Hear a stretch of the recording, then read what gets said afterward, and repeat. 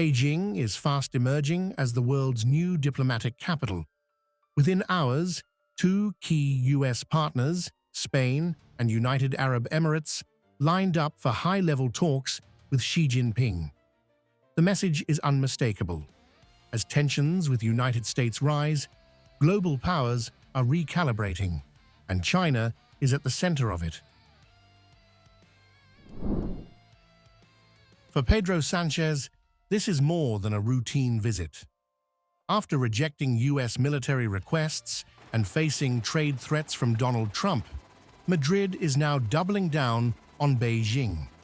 Sánchez is pushing for deeper trade ties, even as he warns that China's growing trade imbalance with Europe is unsustainable, exposing a delicate balancing act. I believe that Spain has maintained a consistent position in terms of foreign policy and should not offend anyone. On the contrary, it should respect international law. It should respect an international order based on rules where the law of the strongest does not prevail, and therefore not the law of the jungle. Where we all adhere to the institutional framework we established after World War II, which has brought about the greatest period of prosperity and peace in the world. It seems to me to be pure common sense. At the same time, the United Arab Emirates is strengthening its strategic partnership with China. New agreements across energy, technology, and infrastructure signal a long-term shift.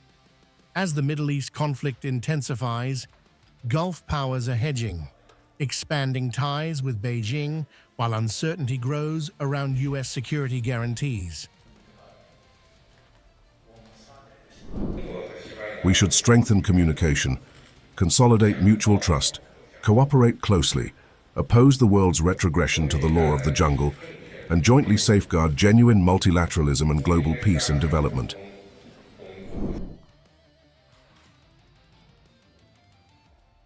Sánchez did not hold back on the global stage.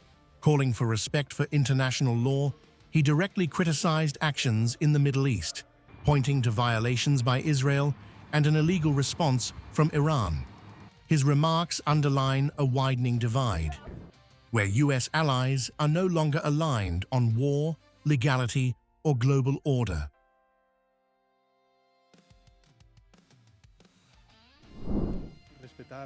And that multilateral system is not being respected today.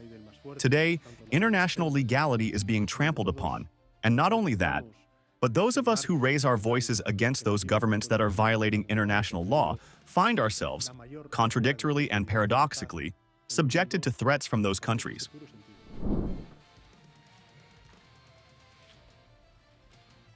From Europe to the Gulf, the shift is becoming clear.